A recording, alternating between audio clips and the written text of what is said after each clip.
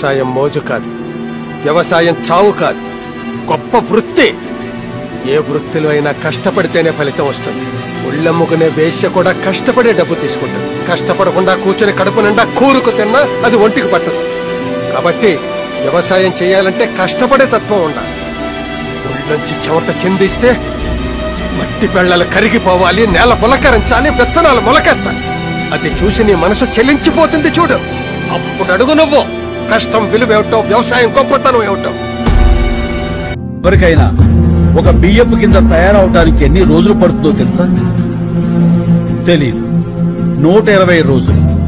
120 రోజులు ఒక రైతు తన చెమటని మట్టితో కలిపి పండించే గింజ కలిస్తేనే మనం తినే అన్నం.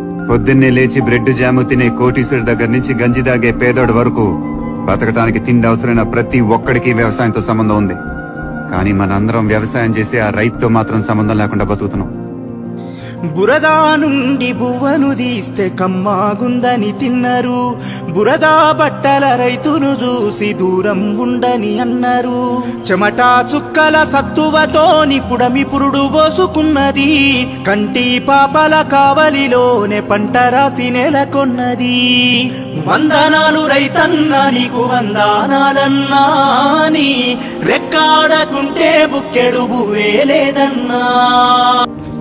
ఎండల్లో బండోలే ఎండిన డొక్కలతోని, బురదల్లో నీరు దాగి ఆకలి తీర్చుకుంటూ, ఎద్దోలే మోతోలే పొద్దుదా పోటీ పడుతూ, నీ కండ గుండెను పిండి పైరుకు ప్రాణం పోసి, కంటిలో కత్తులు గుచ్చి పంట సేనుకు సెంట్రింగ్ చేసి, కాపరి వైసలిలో చచ్చావా మాయన్న, నీ ఎత్తు పైరును పెంచావా మాయన్న, కాపరి వైసలిలో చచ్చావా మాయన్న, నీ ఎత్తు పైరును పెంచావా.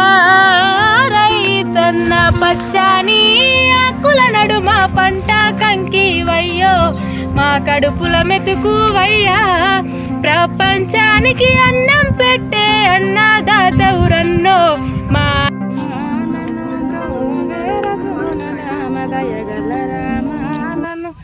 వాలిబెట్టు కష్టమునకు తాళలేకయున్నవాడా, ఏలాయి నీల చేల మేల చేసేదాబుతన్వి. దశరథ రామ నన్ను బ్రోవవే రసగుణ రామ దయ రామ నన్ను.